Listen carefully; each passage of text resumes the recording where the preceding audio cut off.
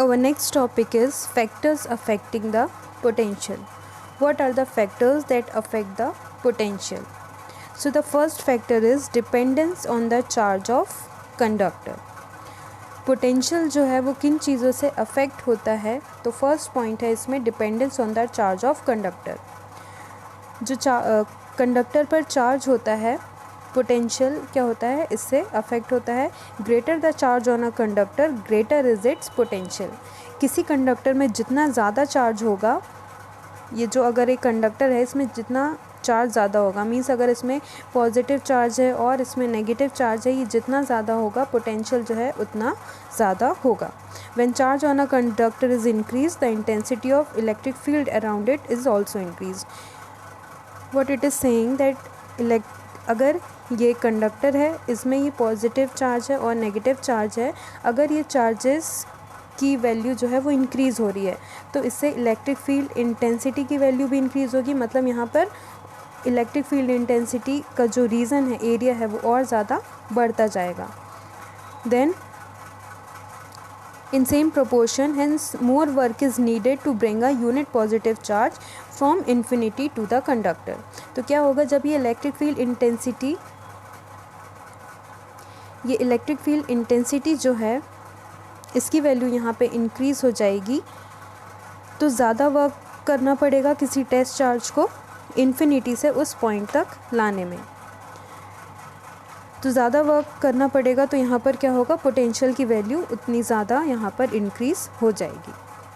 Then second point is saying that dependence on the size of conductor.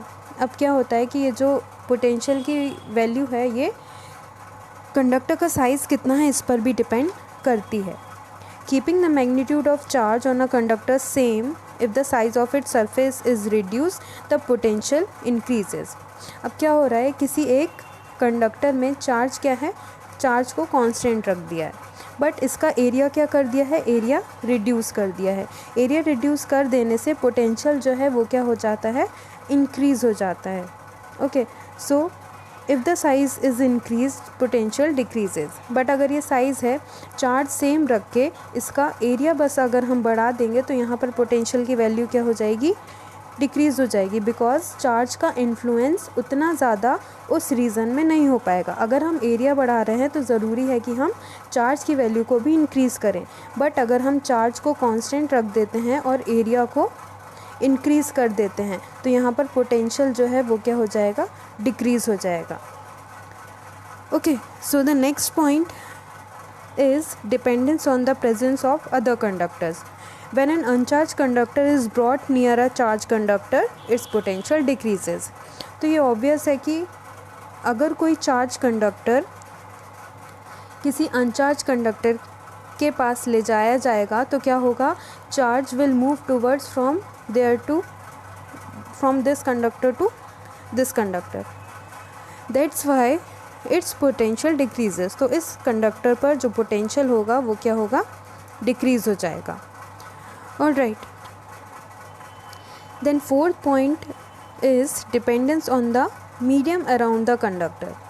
अगर किसी dielectric medium की presence में conductor को रखा जाता है तो उसका पोटेंशियल जो होता है वो क्या होता है, डिक्रीज़ हो जाता है. If there is a charge plus q coulomb at a point on conductor, the electric potential at a point at distance r meter from it in air is V is equals to 1/4 pi epsilon 0 q upon r. Directly हम इस फॉर्मूले से भी समझ सकते हैं, ये potential electric potential की वैल्यू है जो कि होती है 1/4 pi epsilon 0 q upon r. अब किसी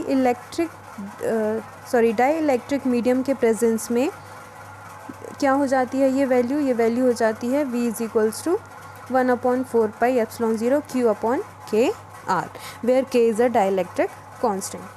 तो k जो है डाइलेक्ट्रिक कांस्टेंट जो है वो इन्वर्सली प्रोपोर्शनल है किसके, इलेक्ट्रिक पोटेंशियल के. So when k will increase electric potential will decrease. The next point is इलेक्ट्रोपोटेंशियल surface. What electropotential surface is, it is very a short term. The imaginary surface joining the points of same potential in an electric field. क्या बोल रहा है कि एक ऐसा imaginary surface, ठीक है, ये रियल में नहीं होता है, ये एक इमेजनरी है, रियल में एग्जिस्ट नहीं करता है, ये एक इमेजनरी सरफेस हम इसको मानते हैं, जो कि कैसे बनाया जाता है, जो सेम पोटेंशियल होते हैं, ठीक है, जैसे इस पोटेंशियल पर भी एक पोटेंशियल है, वही पोटेंशियल इस पॉइंट पर भी है, तो ये जो सेम पॉइंट पे ये जो सेम पोटेंशियल हैं अलग अलग पॉइंट पे, इनको जॉइन करने पर जो हमें सरफेस मिलता है ये कहलाता है equipotential surface. Then the potential difference between any two points in an इलेक्ट्रोपोटेंशियल surface is zero. अब क्या होगा, अगर यहाँ पे एक इलेक्ट्रोपोटेंशियल सरफेस है जहाँ पर इस पॉइंट का पोटेंशियल जो है वो भी v है, इस पॉइंट पर पोटेंशियल v है, इस पॉइंट पर पोटेंशियल v है, तो इन दोनों के बीच का डिफरेंस कितना आ जाएगा, 0 आ जाएगा। So it is said that the difference between any two points in an इलेक्ट्रोपोटेंशियल surface is 0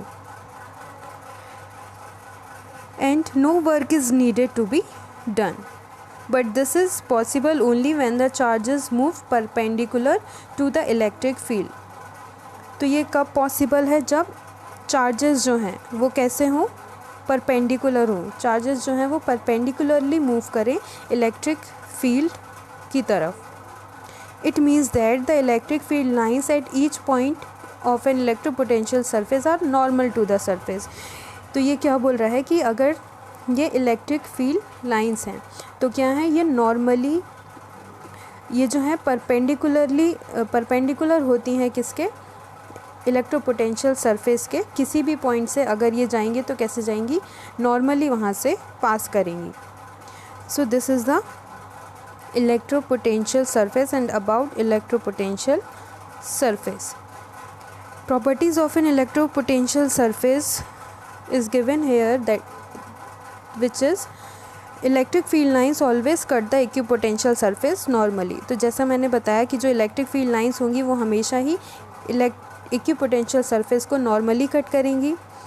if a charge is taken from one equipotential surface to the other equipotential surface difference some work is needed to be done which depends on the potential difference between the two surface। But अगर equipotential surface में किसी charge को एक जगह से दूसरी जगह पर ले जाना है तो वहाँ पर कुछ वर्क डन करना पड़ेगा, और जो कि किसके इक्वल होगा, 2 पॉइंट्स के जो पोटेंशियल है उसके डिफरेंस के इक्वल। चार्ज को मूव करने में एक पॉइंट से दूसरे पॉइंट में इक्विपोटेंशियल सरफेस में कोई भी वर्क डन नहीं होता है, क्योंकि सभी पॉइंट पर पोटेंशियल जो है वो क्या होता है, सेम होता है। इसीलिए यहाँ पर इसका जो भी डिफरेंस निकलेगा वो कितना आ जाएगा, 0 आ जाएगा। Then fourth point is the equipotential surfaces never intersect each other.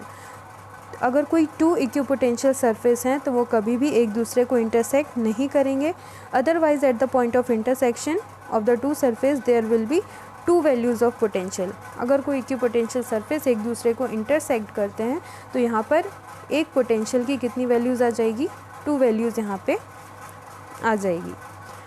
The surface of a conducting metal is always an equipotential surface. कोई भी कंडक्टिंग मेटल जो होता है वो हमेशा ही कैसा होता है, एक इक्विपोटेंशियल सरफेस होता है। For a point charge the equipotential surfaces are concentric spheres. किसी भी पॉइंट चार्ज के लिए जो इक्विपोटेंशियल सरफेस हैं वो कोसेंट्रिक स्फीयर्स की तरह काम करते हैं। सो this is the equipotential surface.